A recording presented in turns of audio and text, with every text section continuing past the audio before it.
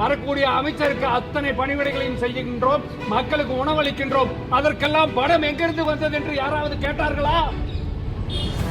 அந்த பணம் எங்கிருந்து வந்தது? ஆளும் அரசும் அரசு நிர்வாகமும் நம்மை லஞ்ச ஊழலுக்கு தள்ளுகிறது.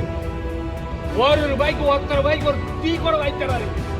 இஷ்டம்னா வந்து கலந்துக்கிட்டு போயிட்டே இருக்கு. நம்ம வேலையை நம்ம செய்வோம்.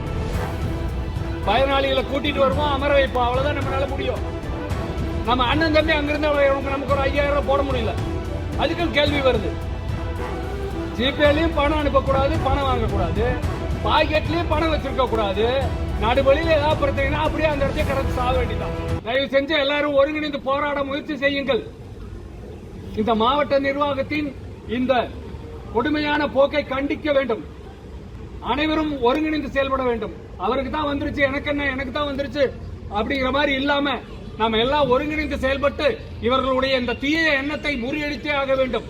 அரசு என்னென்ன நலத்திட்டங்களையோ அல்லது திட்டங்களையோ கொண்டு வருகிறதோ அத்தனையும் நாம செய்ய தயாராக இருக்கின்றோம். ஆனால் தனி மனிதராக ஒரு மாவட்ட ஆட்சியர் தன்னுடைய சுயநலத்திற்காக தன்னுடைய திருப்திக்காக ஒரு வேலையை செய்ய சொன்னால் செய்ய முடியாது. அத்தனை பேரும் வருங்கள். வியாழந்தோறும் நடைபெறக்கூடிய ஆய்வுக் கூட்டத்தில் கலந்து கொள்ளாதீர்கள். உங்களுக்கு பின்னால் நாங்கள் எல்லாம் இருக்கின்றோம். எதற்காக இரவு 8 மணி வரை இவர் ஆய்வுக் கூட்டத்தை நடத்துகிறார்? எந்த அரசு ஆணையிலே உள்ளது இரவு 10 மணி வரை மகளிரை அமர்த்து வைத்து ஆய்வுக் கூட்டத்தை நடத்துங்கள் என்று சொல்ல? அத்தனை பேரும் புறக்கணியுங்கள். சனி ஞாயிறுல இனிமேல் நடத்தக்கூடிய எந்த ஆய்வுக் கூட்டத்திலும் யாரும் கலந்து கொள்ளாதீர்கள். தலைக்கு தூக்கம் வந்து விடுமா? பார்த்து விடலாம் என்ன செய்து விடுவார்கள் இவர்கள் என்று. நண்பர்களே, கால சூழ்நிலை சரியில்லை. அரசும் நமக்கு ஆதரவாக இல்லை. நம்மை நாமே காப்பாற்றிக் கொண்டால் மட்டும்தான் உண்டு.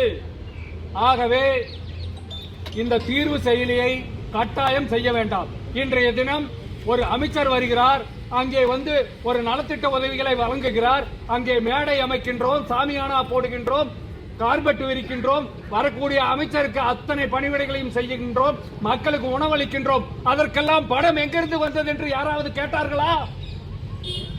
அந்த பணம் எங்கிருந்து வந்தது? ஆளும் அரசும் அரசு நிர்வாகமும் நம்மை லஞ்ச ஊழலுக்கு தள்ளுகிறது. ஆக வருங்காலத்தில் இன்னும் ₹1 கூட யாரும் செலவு செய்யாதீர்கள். வேண்டுமென்றால் மாவட்ட ஆட்சியர் செய்து கொள்ளட்டும். அவருக்கு அத்தனை சக்தியும் உள்ளது. ஏனென்றால் வானளாவிய அதிகாரத்தை கொண்டவர் மாவட்ட ஆட்சியர்.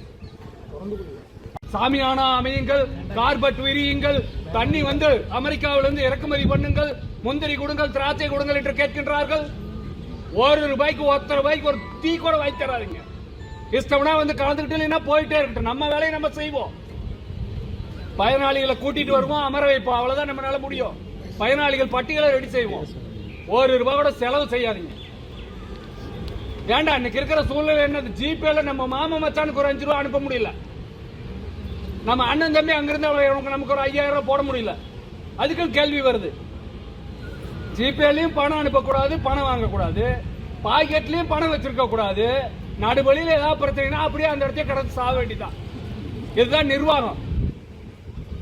50 ஆண்டுகளுக்கு முன்னால் வந்த சட்டங்களை இன்னும் வைத்துக் கொண்டு நம்மை உயிரோடு கொன்று கொண்டிருக்கிறார்கள். எந்த அரசு வந்தாலும் அரசு ஊழியர்களை வஞ்சிப்பதையே ஒரே நோக்கமாக கொண்டு செயல்படுகிறார்கள். ஆகவே நண்பர்களே, நாம் அனைவரும் உஷாராக இருக்க வேண்டிய காலகட்டம். எனவே அனைவரும் ஒருங்கிணைந்து செயலாற்றுங்கள். இங்கே வில்லேஜ் சென்டர், நான் விஓஓ, நான் தாசில்தார் அப்படின்னு பிரிச்சு பார்க்காதீங்க. நம்ம எல்லாமே ஒண்ணுதான். கஷ்டங்கிறது எல்லாத்துக்குமே ஒண்ணுதான். இப்ப வந்திருக்கிற அந்த தீர்வு செயலி நம்மை தற்கொலைக்கு தள்ளக்கூடிய ஒரு செயலி. ஆக இதை கட்டாயம் நாம் புறக்கணித்தே ஆக வேண்டும். நம் உயிரே போனாலும் இந்த தீர்வு செயலியில் வேலை செய்வதில்லை என்ற முடிவை அத்தனை பேரும் ஒருமனதாக தேர்ந்தெடுங்கள் என்று கூறிக்கொண்டு எனக்கு வாய்ப்பளித்தமைக்கு நன்றி. பிளே ஸ்டோர் மற்றும் ஆப் ஸ்டோரில் இருந்து பாலிமர் செயலியை QR கோடு மூலம் பதிவிறக்கம் செய்யுங்கள். செய்திகளை உடனுக்குடன் பெறுங்கள்.